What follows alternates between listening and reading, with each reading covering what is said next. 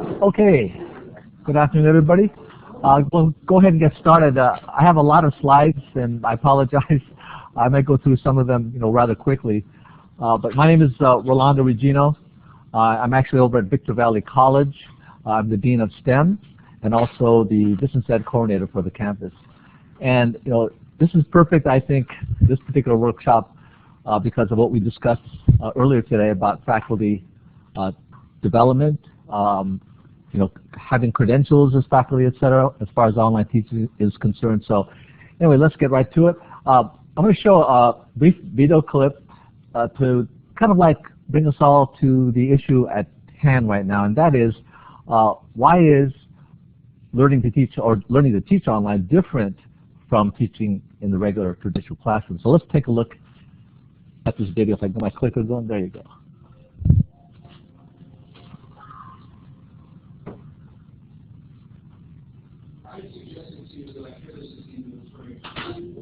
I don't know if anyone is really prepared for this experience that you've done.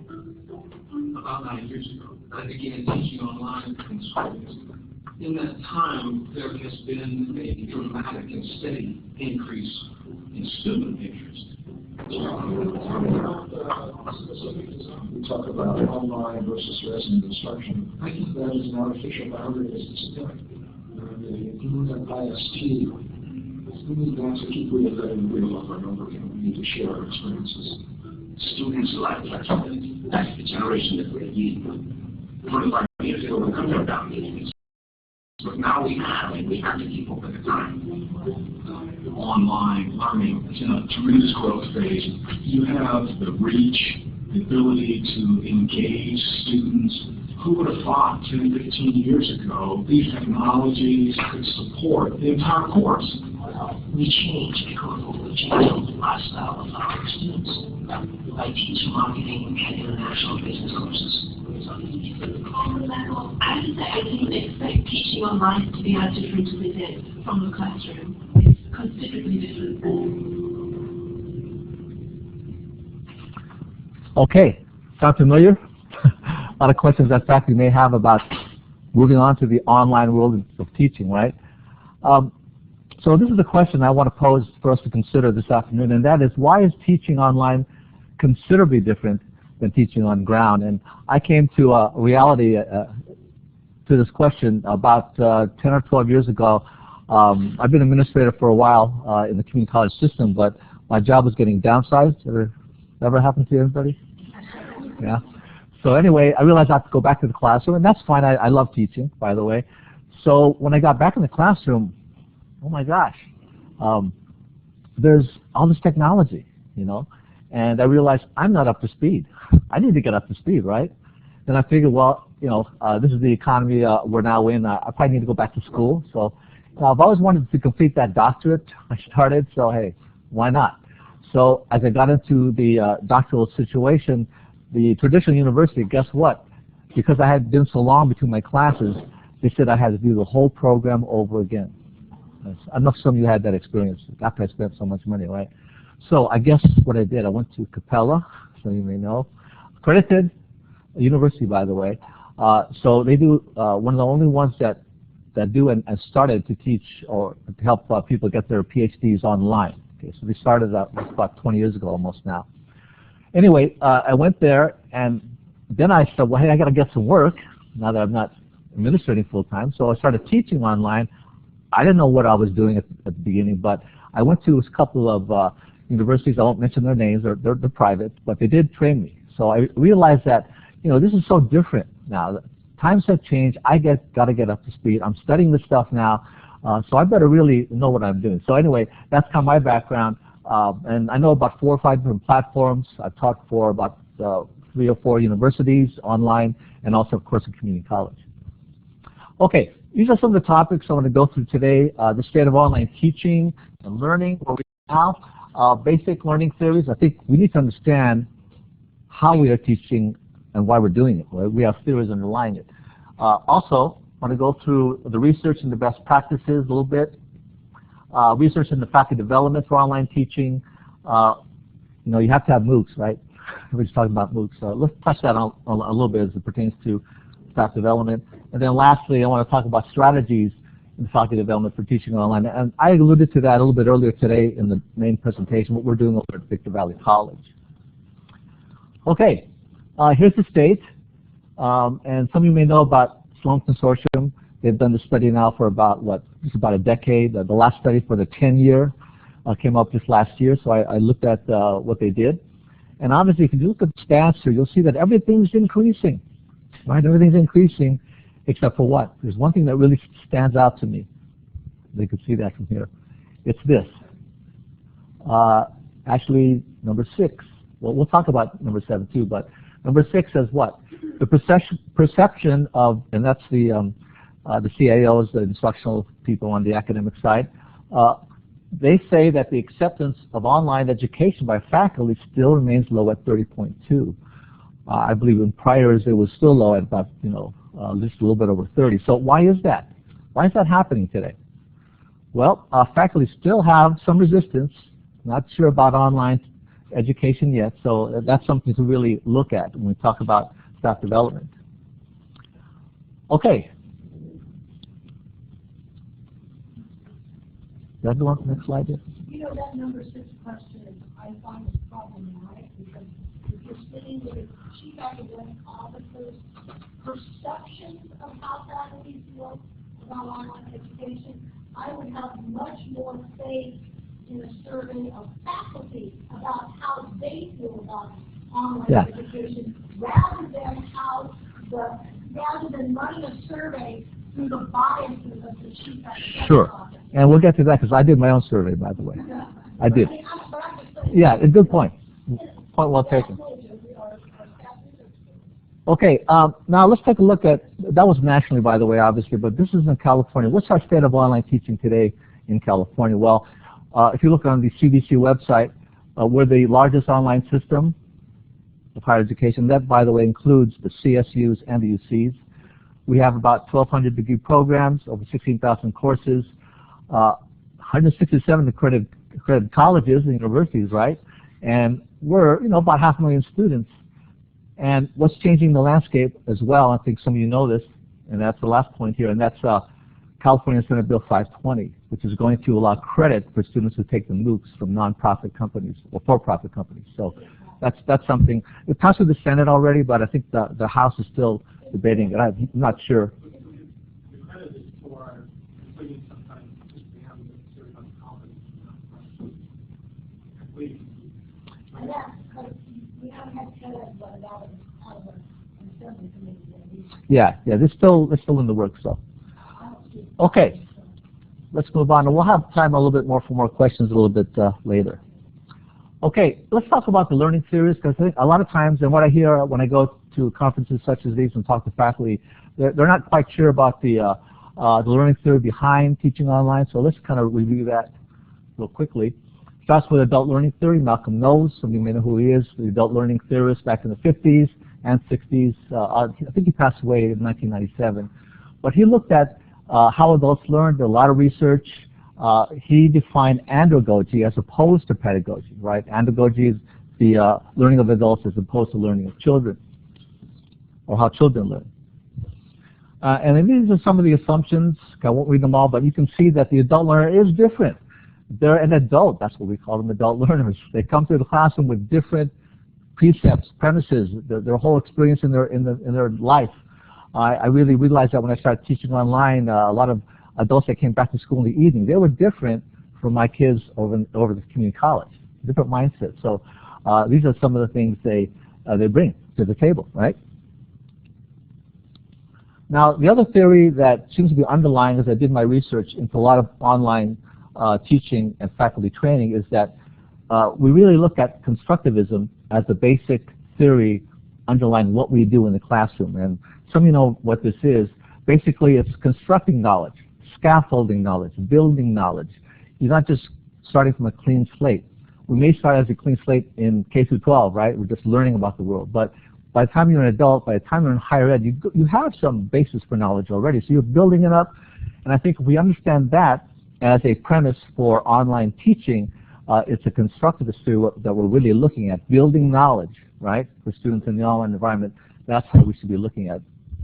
Then, for a constructivist approach really means that knowledge is transmitted rather to a person rather than really built, right? So what happens in that case is, in the old lecture format, obviously, if the knowledge is just transmitted, you may have some misconceptions because you don't get enough feedback, right? You don't have time to discuss, etc. So that's one of the researchers saying that that's the downside of the transmission of education. And we also have a chance to obviously have misconceptions without feedback. So really how we learn best, okay, is learning by confronting misconceptions. I know some of us do that in our own minds, but if we can do that in a way in the online learning environment, I think people would learn much more and much better.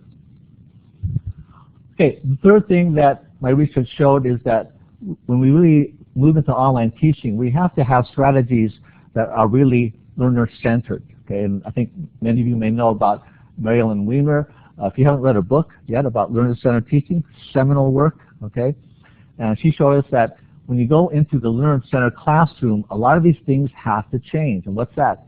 Balance of power, function of content, role of the teacher. You've heard of the teacher becoming a facilitator now, right? They're not the, base of all knowledge. Knowledge is shared by the learning community, that kind of thing. So she understood that. A lot of her studies showed that people learn better in this type of environment rather than in a lecture format, just transmitting lectures and information. Now, I'm not downsizing lectures, by the way. I'm lecturing to you right now, right? I think there's a place for it, but in the online world, we have to kind of move away more from that and, really go into more of a learning community. Okay, so let's review real quick. We have adult learning theory, constructivism, and learner-centered teaching at the basis for what we do in the online environment. All the scholars are saying this in the research, and they're saying if we understand these, then the product in our online classroom, the learning strategies, all the tools need to run by these theories, right, to be a successful class.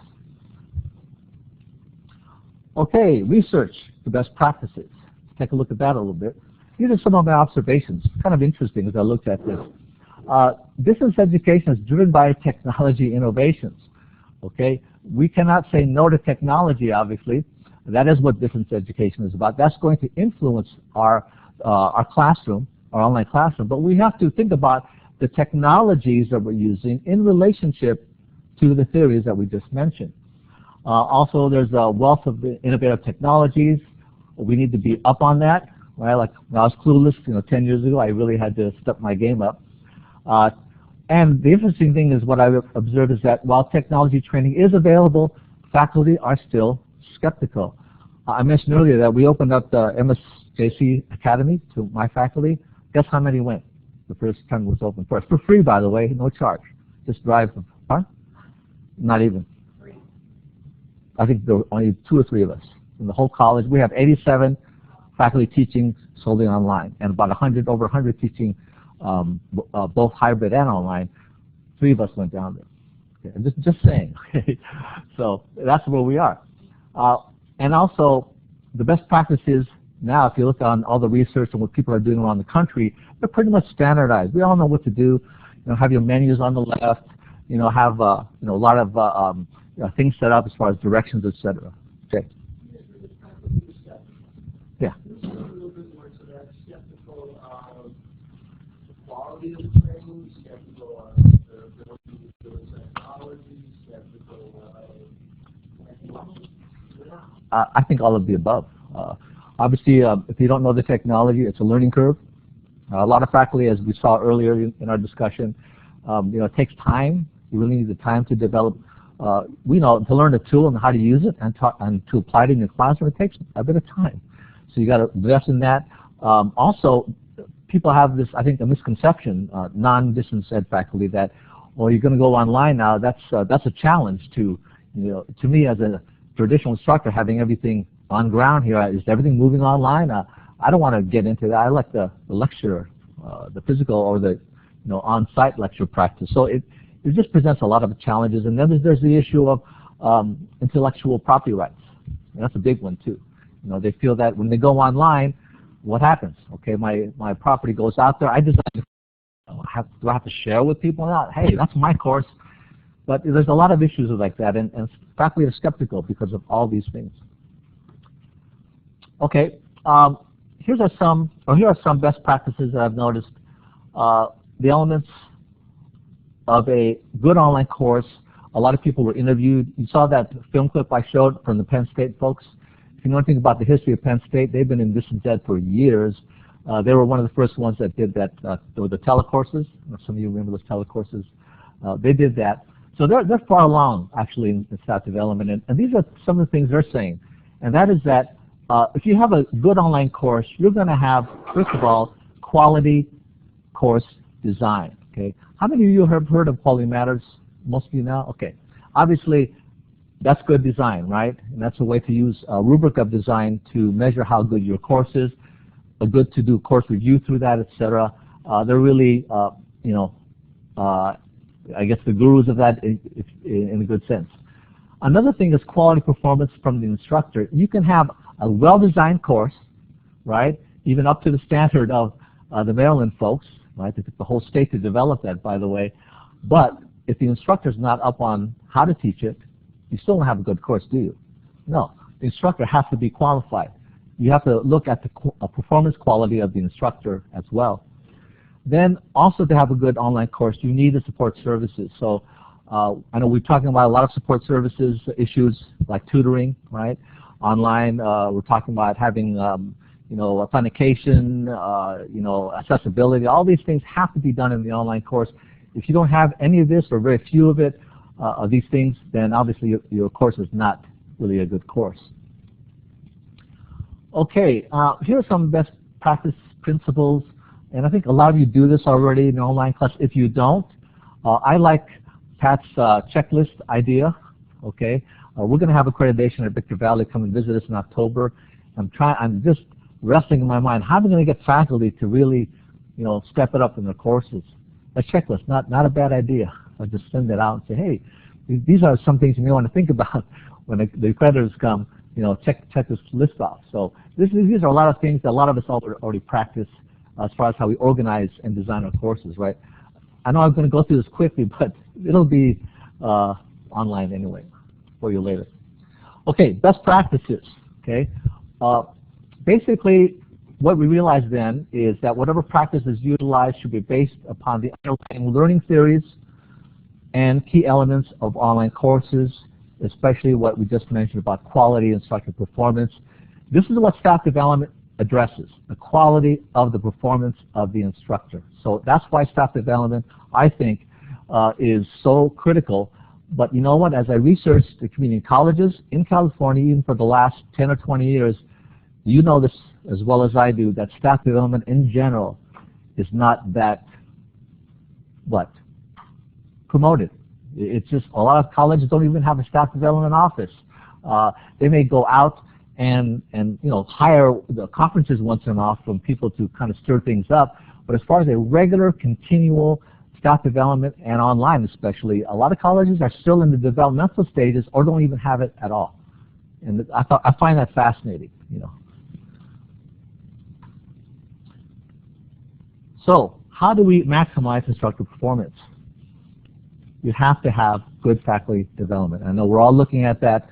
I'm going to report to you guys next year what we're doing at Victor Valley, about a little bit more about that later.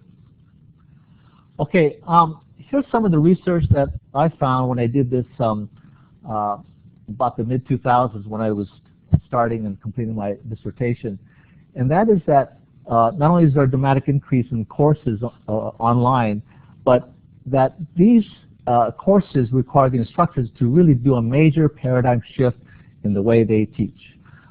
You look at Palaf and Pratt, pioneers in the field from Fielding Institute years ago.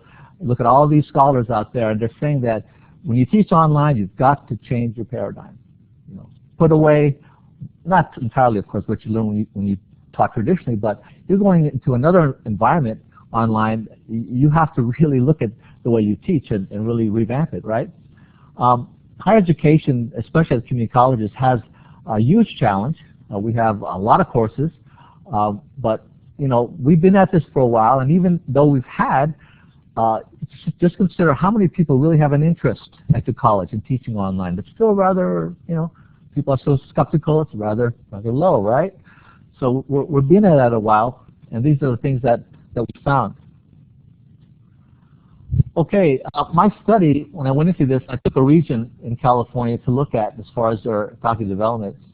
I wanted to attempt to describe where we are with the state of online teacher training.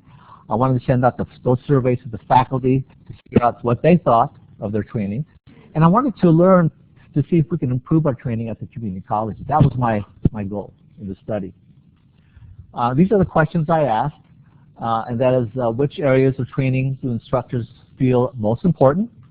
Number 2, how satisfied are they with that training? And number 3, what do they think about the quality of the training at their institution? Okay, you're probably wondering, well, what did they say? This is some of you faculty, by the way, who come from. I won't tell you where the region was. That's, you know, that's a secret. Here are the results. Okay, most important areas of training have to do with technology, obviously, and the related activities to technology. Okay, they found that really important. As far as what they're most satisfied with was the technology training itself. But look at this. Everybody's saying what? So what does that tell you? They know what they're doing. They know how to use the tool, but they don't know why they're using it, and which tools are better than others based on the pedagogy or andragogy that is underlying it. So this was a very key finding, I thought. And then lastly, they all thought that the quality of their institution's DE training was based, or should be based upon, student-to-student communication, which is key again. Again, regular effective contact. I have students come to my office, they complain, their online teacher is not communicating with them. They don't know what to do. They don't know where they're at. They don't know what their grade is, right? I'm sure you've heard that. So student-to-student communication, and actually student-to-staff or professor communication is important. Faculty and student evaluations are important to look at the quality of the course itself, right? Okay, we can't finish this discussion without talking about MOOCs. So where are the MOOCs in all this? And you're probably wondering, hey, what are the MOOCs doing? You know, are they doing something successful in their development of courses? Well, obviously, if you got thousands, hundreds of thousands of people in them, they're doing something, right? So let's take a look at that. These are, of course, massive or massively, depending on where you look, courses taught by university instructors that are free, and the courses are free, not the instructors. Third-party private companies focus is sort of video lectures, interactive quizzes, obviously. And you look at the list. I looked at the list of Coursera partners. Right? It's up to 81 now. There are all these universities at a pretty high level. So I guess they figure if you're going to teach a MOOC, you know, people are going to want to take a MOOC from you. So you've got to have some notoriety as far as your own personal research, or you represent an institution that they feel they can learn from, right? So these are the folks involved with the MOOCs. Some of those names you can see, the main companies, Coursera, edX, and Udacity. This is just a graph of the growth of MOOCs. This is phenomenal to me. Take a look at this. This is starting from January of last year, and these are just the stats to May of this year. Right, but they're in the development stage, etc. But I would say that's a pretty dramatic growth level in just less than a year. We'll look at Coursera more specifically in just the next slide. I looked at Coursera, and look at the less than a year as well, right? They started with 43 last year, up to 388 now. 4 partners up to 81, 640K. Now they're up to 3.8 million students.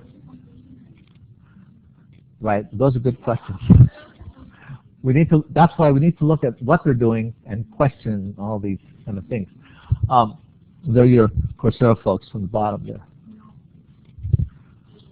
Okay, what have we learned so far from the MOOCs anyway? And these are quotes from mainly Daphne Kohler from Coursera and other people there I've seen online. And that is, this is what they're saying anyway, right? They're saying that it's personalized curriculum, not one size fits all. So they're saying basically that MOOCs, it's not one size fits all, but it's something that we need to take a look at as far as broadening curriculum, right? Students need to practice with the material. They're realizing that it's not just a matter of lecturing, but they've got to work with the material. Ability to interact actively with the material is essential to student learning. I mean, we at the community college know that. I think for the most part, they're mentioning that just now. Peer grading is surprisingly effective. Okay, some of you know what they're doing with peer grading, right? They're having the students, because the instructor can't grade 200,000 students, so they're having students grade students, basically, giving input in that kind of way, right? And then they're saying that a global community is formed around a shared intellectual endeavor. They're really excited about that because obviously everybody's coming to learn. That's a big thing with these folks. Yes? Well, I'm going to take a really different from the point in speaking when I'm talking about MOOCs that I presented in February. And I read a very interesting blog by a lady, I can't remember her name. She taught herself for 10 years at the University of Oklahoma online. And then she got into one of these courses. And she's highly critical of it. And she's critical of how to become a lot of this stuff that Daphne over here said was not her experience at all. It was a literature course, fancy literature course, and she said every assignment prompt was the same sentence with a different author's name in it. They didn't monitor the discussion board, and she said the discussion board was a wild, wild west. She said I quit participating because people were so negative. She said, I wrote a paper that was not the exact instructions, but I wrote a story that addressed the issue, and the peer grader failed me. Now, in my class, if you figure out a creative way to do my assignment, and I'm not reading the same paper for the 6th time, you're going to get an A from me just out of sheer relief that I have not read the same paper for the 6th time. Yeah, obviously, these are things that they're saying, and obviously there are certain, exactly. We got some critiques coming on, so worry about that. Okay, other things notice, peer grading, even self-grading are correlative to instructor grading. They're saying that, and they showed a study from Sadler and Good, I believe, that showed a graph of how instructors grade and students grade themselves, and they're pretty much coalesce at the same, same point. So that was kind of interesting. And by the way, they're getting all these types of nuances from their own data, from the clicks in the courses. That's how they're doing it, and that's why they're all excited about that, right? They're seeing a lot of large community of learners, students able to interact with each other. They feel that they're getting a deeper level of learning, I suppose. Students form themselves into study groups by themselves, by the way. When you have that many students, you can't appoint study groups. You can't do that. But they found within, so far anyway, that students are actually aggregating themselves. Okay, and these are not just aggregating themselves virtually, but actually students are forming groups physically in certain places around the country or around the world. So this is kind of interesting phenomenon that's happening as well. They're excited about data being collected from a machine rather than just going out and asking people, because that's empirical data, right? If you're a researcher, that's pretty important. And they realize that lecture format needs to change into active learning in the classroom. We know that as being community college instructors for some years now, but I guess the university folks are realizing, hey, that's a good thing. Okay, how about some critiques? Okay, and this is from, by the way, their own university faculty, a lot of this stuff, and even one of those is from Andrew Ng himself. Yeah, I won't tell you which one it is, but okay, lectures are face-to-face interactions. They're saying that, hey, the lecture is a dynamic that has to be face-to-face. You can't duplicate that online. There's a difference. Get that? Okay. They also critique MOOCs by public lectures will never replace the online ones. Yeah, that's obviously true. Although they say they want to do more with online short lectures. That's what they're doing, of course. But they're two different things entirely, I think. Teaching the humanities, that's a big criticism right here. How can you teach humanities inherently? They're inherently against or skeptical of online education. I think the humanities folks, anybody here teach English or related subject? Okay. How do you give, like it says down here, okay, I'm skipping ahead, but line-to-line feedback to 200,000, 300,000 students? Well, obviously you can't do that. They're going to have to look at it themselves, maybe peer evaluation or whatever, and I've done that in my classes as well. But how do you do that without having an expert, right? You need to have an expert, a highly skilled person, not students just giving you feedback. You also need the instructor. So in the MOOC, it's kind of difficult to do that. So these are some challenges that the MOOC people have. It'd be interesting to see how their research develops and how. I don't think that, my opinion is that the MOOC model as it is now, it's not going to stay the same. It's going to change. Yes. Mm-hmm. So that's good maybe for math and some sciences, but for English, even though I've done Scantrons, with grammar, multiple choice, but for papers, that's not. You got to grade an essay as you grade an essay, and we all know it as English people. Mm-hmm. I did some research on this, and there was a course in Australia where education. There were 4,000 students, but students were also appointed specific TAs throughout the semester to report back to courses, so it was cut down in size. So when they say, when they start all this research, it's not apples and apples, it's apples and oranges. It can be done if you have the right mechanisms in place to do it correctly.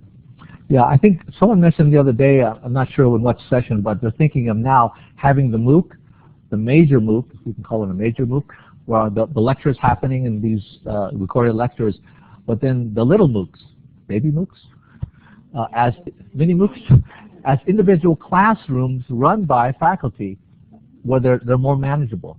Well, I don't know how you do that with 300,000 people. There's a lot of logistical issues there.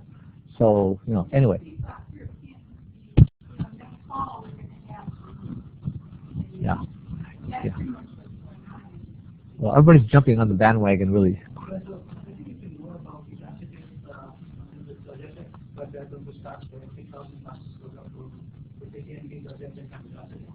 So what they're doing is they're hiring a lot of mentors. So one of them is so kind of here, right. I'm not talking about English or different computer science. It's very much relevant. And everything, whatever they're doing, computer science can be done. What that is doing, they're trying to get, I think, one mentor per student. So one per thing. So that way, I'm a teacher. That is, I think we compare the, this is what comparing rapid expression formula for service using engagement. So what I'm saying is that now we should have more PA, because what Rolando does, they have at least 1 or 2 PAs answering the question. And you can see also it's underpaid. That's one thing. And another thing that if you're talking about English and when you get to the discipline grading, if you know edX, MIT books, they have for exam. So what system is going to do is an AI graded system to check your essay. But we have all institute that about how a machine is going to check your essay. But what if another role one of his books tutors said that they have found really good statistics that this system has about 90% time prioritize or grade properly. And what they're doing on top of that, once we have one round of things from like a zone or some kind of message, and then there is to put a peer graded. And that's probably what we do. Yeah, obviously it's not one MOOC size fits all, right? Sure. Yeah, and that's a good point. We can't prejudge. We can't expect a whole lot at this point. It's a very fluid thing. And my point in bringing up MOOCs, by the way, in this discussion of staff development, is how or what model are they following as far as maybe there's no model, it's just throwing information out there or whatever works. But I think more, as you mentioned, more needs to go into considering what a MOOC is, how to teach it, and how to teach it in a way to meet the needs of that particular segment of students, right?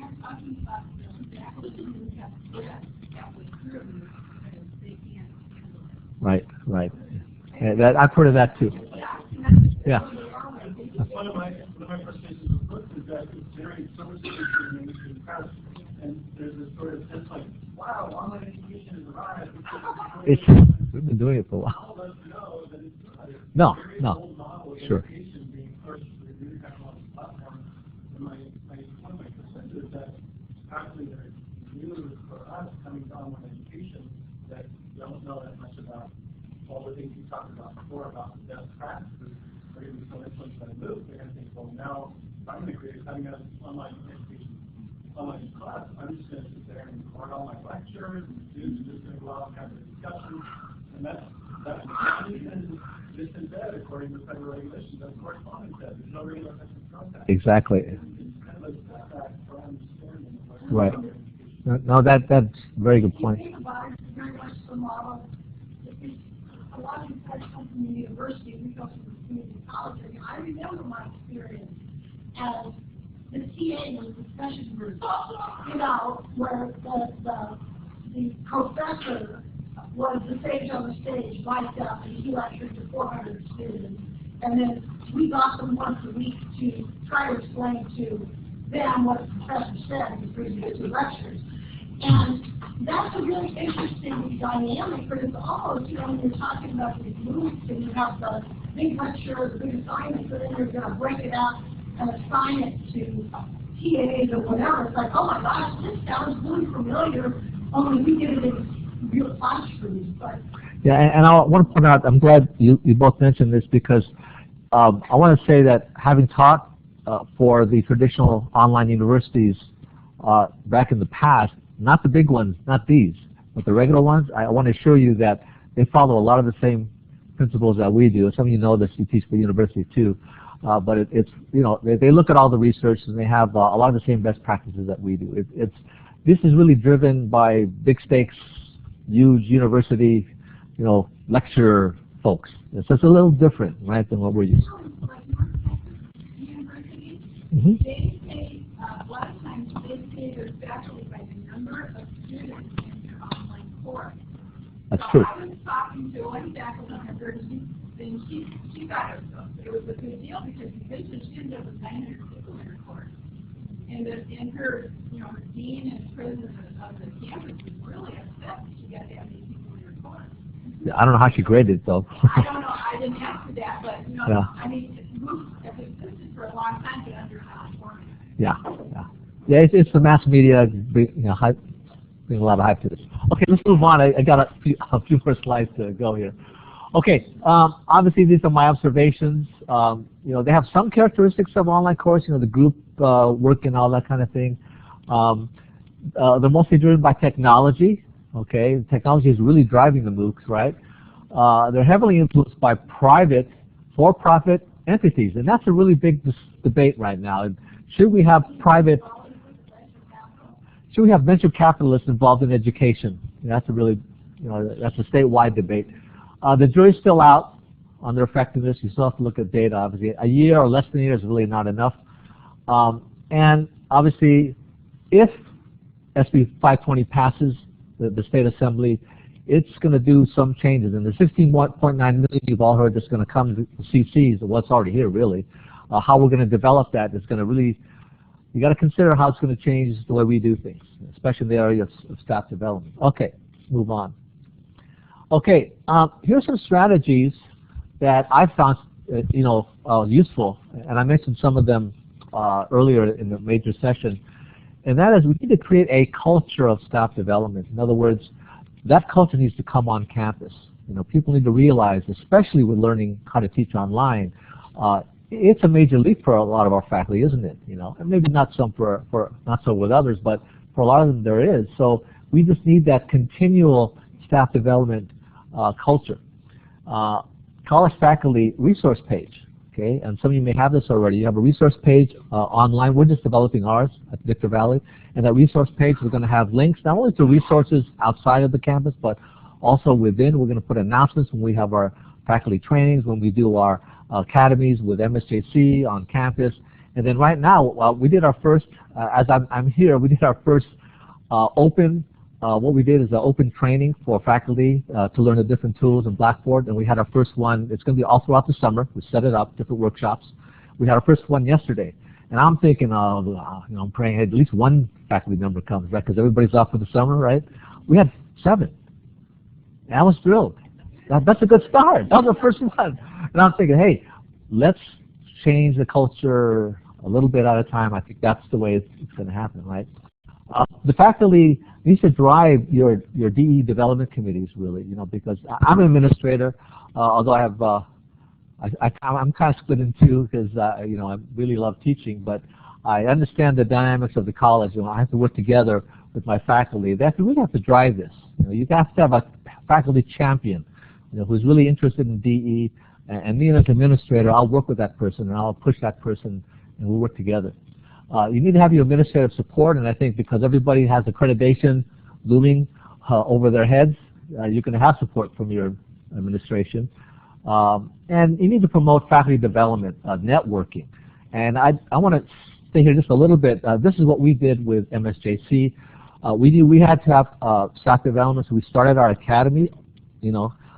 Wow, I was amazed when we started that because we hadn't done anything at Victor Valley. It's only been there a couple of years, but they hadn't done anything for like almost 10 years as far as faculty development. It was 10 years. So yeah, you're saying, yeah, we too. Okay. Anyway, so we started that, and we have about 87 online faculty there who teach our courses. Guess how many showed up? I was shocked. 87. Yeah, and I don't know why it showed up. It was just, I was shocked. I think the environment of accreditation, because we're. Yeah, I know. I always give free food. That's one way to do it. Now I was telling you, well, administration will say that we may lose our accreditation. We got to address, distance ed. So maybe that's why everybody was there. That may be a good stick, right? You have carrot, that's food, and the stick, accreditation. Okay, local conferences obviously are good, like the one we're attending now. Get your academies together. Network with other colleges. This is really a good idea. Actually, Pat brought that idea up when I was talking with her last year, and we thought that because we're in a region of colleges, we have, we're College of the Desert, MSJC, we're up north a little bit.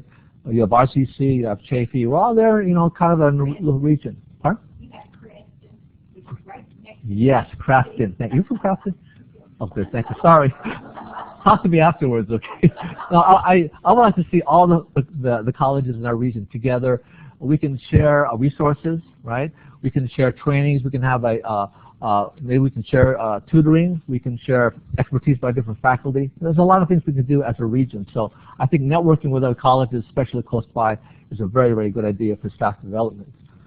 Okay, these are some things that we can also do, and that is promote professionalized training. Some of you have heard of COAT, right? The Certificate for Online Adjunct Teaching. That's also in Maryland, and these are some of the things they do in the competencies foundations course. For you to be an online teacher, those are the things they look at, right? So I would look at their look at marylandonline.org if you want to find out more about their certification there. Of course, outside certifications, you've got to pay for them, obviously, right? And if you develop your own certification locally, I guess faculty won't have to pay for it, right? If your own staff is developing it. Okay, this is Sloan C. Some of you know about Sloan, right? And they also do the certification. These are just a couple examples. There's many out there, of course. Well, maybe not many, but there are a number. But Sloan, as you know, has been in this business for a long time. I would really place a good stake on their quality as well as in Maryland. So this is a 9-week program in distance ed teaching, right? You can see there it's pretty thorough as well. So that's another thing that your faculty can do, and obviously do that online. Not sure about the cost of that though. Well, if your institution is going to your work, it's cheaper than if you would have to pay for it yourself. Yeah, well that's great. That's great. I mean, Sloan C is doing a huge online conference in Wisconsin next month. Yeah, the work. So the I'm actually going to go to the Sloan conference. Oh, that's cool. Great. Okay, and just in conclusion, there's obviously a need for a paradigm shift when you need to teach online. You can't bring your old baggage, so to speak, from the traditional online or on-ground format, right, as they say. You heard the saying, right? Don't be the sage on the stage, be the guide on the side, right? Then teaching online requires faculty to be trained. It does require training. You can't, faculty should not fool themselves. We're in another learning environment. There's technology to learn. That in itself is training, right? And besides that, obviously, you need to learn the techniques and the tools and have all those checklists and make sure your classes have all these good best practices involved, right? So that takes training. And also, training should be based upon proven learning theories. So don't forget about those learning theories already been proven. That work has already been researched as far as learner-centered classrooms, right? All these things. Constructivism is our basis, right? And then the adult learning theory. You got to have all those in mind when you design your course. And then colleges should focus on staff development for online teaching. It really should be a focus these days, obviously. And I think the more we move on in what we're doing in this field, we realize staff development is a very, very important issue. Faculty, I believe this is last, right? Faculty who teach online need to professionalize training to ensure quality instruction. We're all concerned about quality, right? And we should be. But quality is based on standards, right?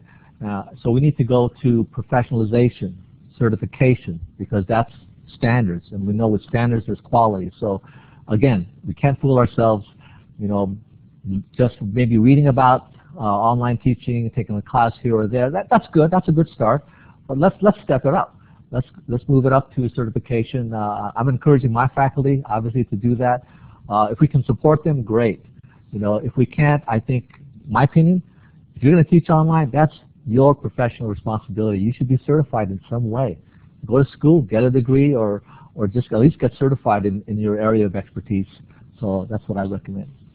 Okay, I'm done. Wow, thank you. Questions? Yes. There's a website called Assessing Online Facilitation, and there was 5 of us that put this together a few years back, and it's a checklist on what to do in your online course, how to facilitate it, and it's real simple. So Assessing Online Facilitation is free, and it's also translated into Spanish. Well, what's that again? So Assessing Online Facilitation. Okay, assessing online facilitation, you mentioned. And it's a checklist about before your class starts, a week before class, during your class, and the last week of class, the things that you need to do.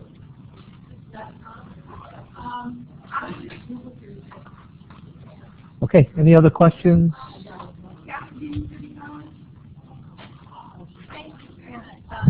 Okay, thank you all. Very active in the online and craft. Okay. Oh, okay. Oh, good. Thank you. I like to do that. Sure. Thank you so much. How this moves, particularly like on the city colleges, right? I'm taking an example of India. Oh, yeah.